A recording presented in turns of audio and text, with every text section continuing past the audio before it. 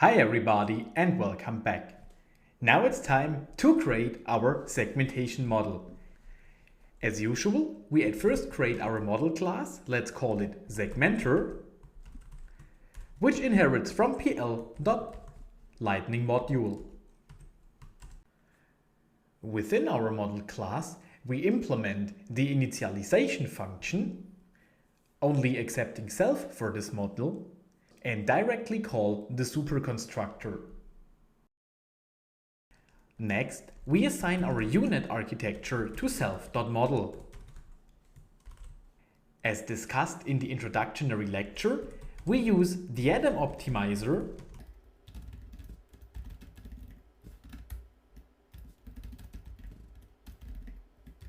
with an initial learning rate of 1e minus 4. Second to that, we use the cross entropy loss as our loss function. Please note that we don't use the binary cross entropy loss here. We are not in a binary setting anymore. Now we are ready to implement the forward pass. Let's define the forward function, which accepts of course self and the data we want to compute the prediction on, and simply return the output of self.model data. After that, it's already time to define the training step. As usual, it accepts self, a batch, and the corresponding batch IDX.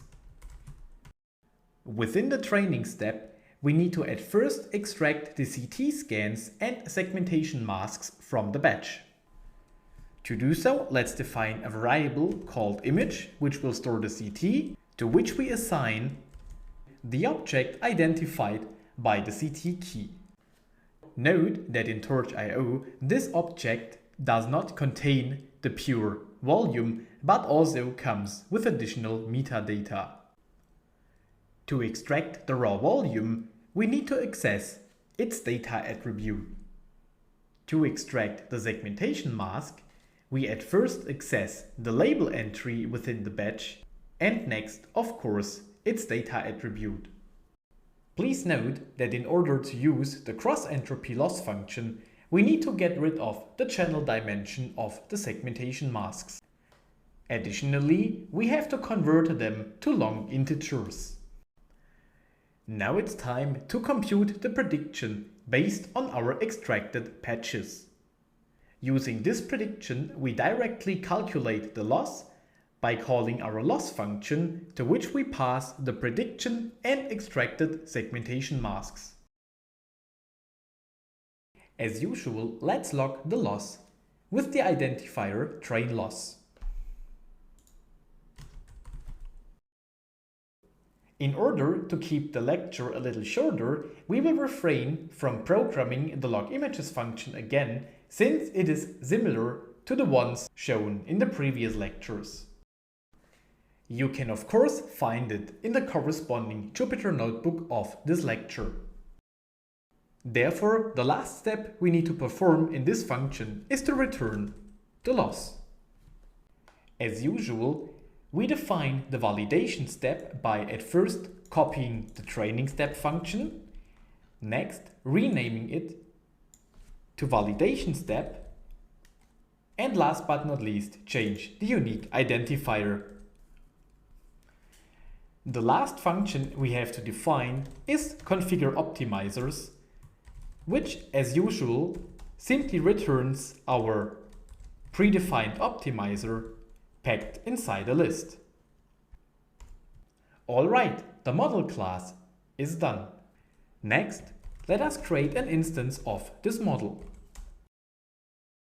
After that, let's define the checkpoint callback, to which we pass the model checkpoint responsible to save the 10 checkpoints with the lowest validation loss. Now it's time to define the trainer. As usual, we pass at first the number of GPUs we want to use. Next, the TensorBoard logger with its corresponding log or save directory. how often we want to log, our checkpoint callback,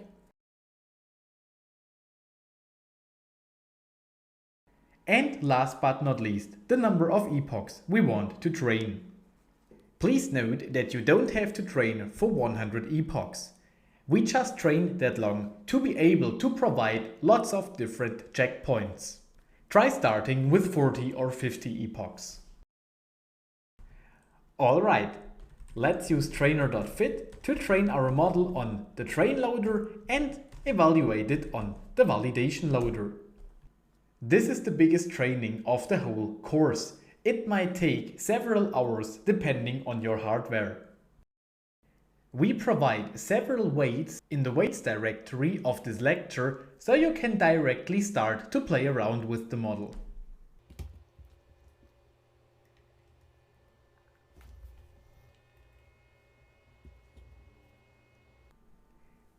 See you later!